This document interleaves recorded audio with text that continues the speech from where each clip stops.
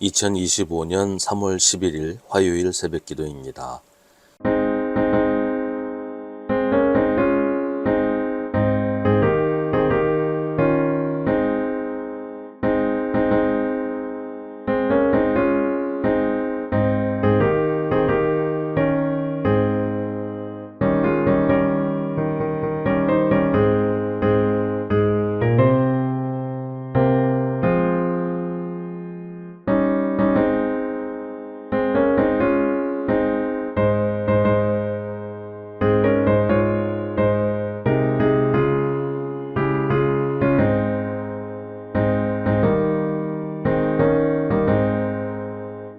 스가랴 3장 1절부터 8절입니다.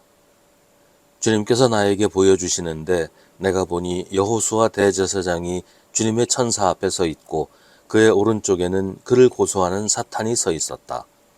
주님께서 사탄에게 말씀하셨다.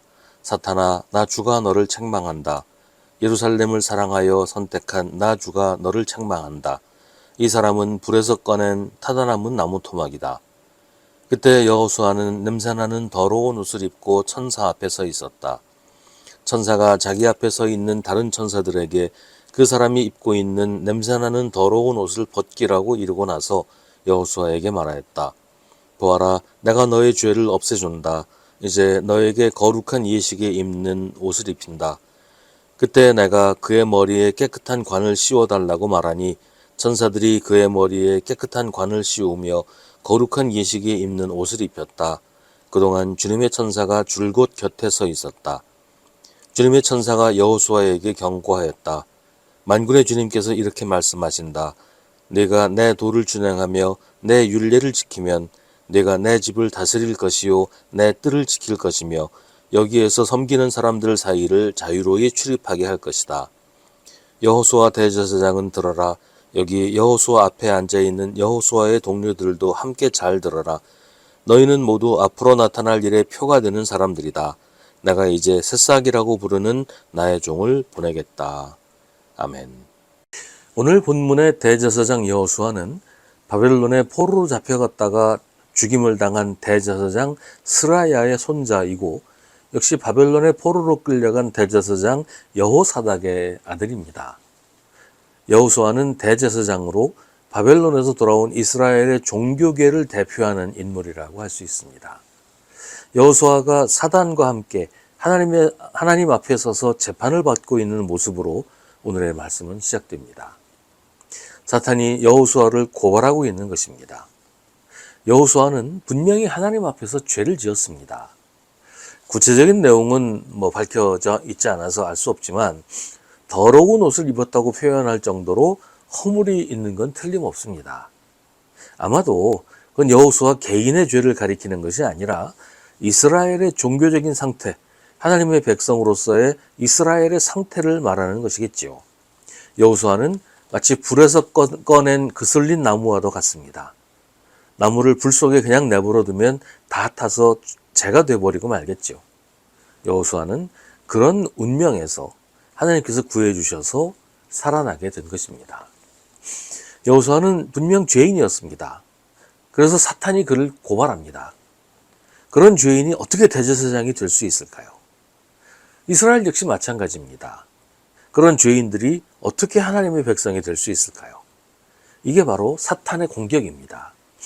사탄은 계속 우리의 죄와 허물을 공격합니다. 너 같은 죄인이 무슨 구원을 받아? 너같이 부족한 사람이 어떻게 하나님의 자녀가 돼? 넌 틀렸어. 넌 가망 없어. 하나님은 널 사랑하시지도 않고 용서하시지도 않아. 하면서 계속 하나님의 백성들을 공격하면서 하나님에게서 떼어놓으려고 합니다. 우리도 여호수아처럼 더러운 옷을 입고 하나님 앞에 설 수밖에 없는 것이 사실입니다. 사실 사탄이 하는 말이 다 맞아요. 그런데 하나님은 그렇게 생각하시지 않으신다는 거예요. 하나님은 우리를 불 속에서 꺼내십니다. 그리고 우리가 더러운 옷을 입고 서 있는 것을 보시고 이렇게 말씀하십니다. 보아라, 내가 너의 죄를 없애준다. 이제 너에게 거룩한 예식에 입는 옷을 입힌다. 우리가 하나님 앞에 설 수 있는 것은 우리의 공로가 아니라 하나님의 은혜입니다.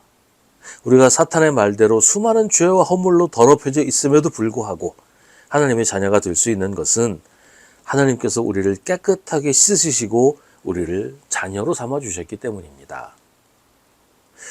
그건 우리가 한 일이 아니고 하나님께서 하신 일이기 때문에 사탄도 어찌할 수가 없는 것입니다.